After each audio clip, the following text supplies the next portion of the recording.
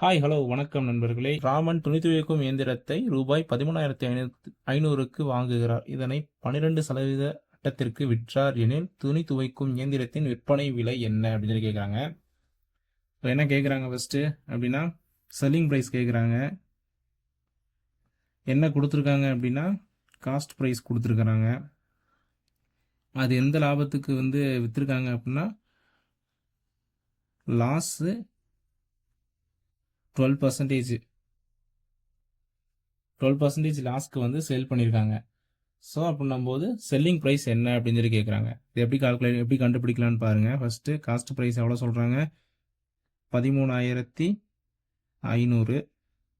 12% நட்டத்திற்கு விற்றுருக்காங்க. So 12% நம்ம எப்படி கண்டுபிடிக்கலான்னு பார்த்தீங்கன்னா இந்த மாதிரி தான்.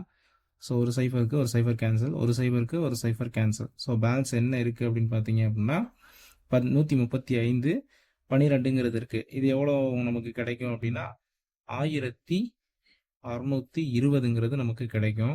ஸோ இந்த 1620ங்கிறது தான் 12% லாஸ்.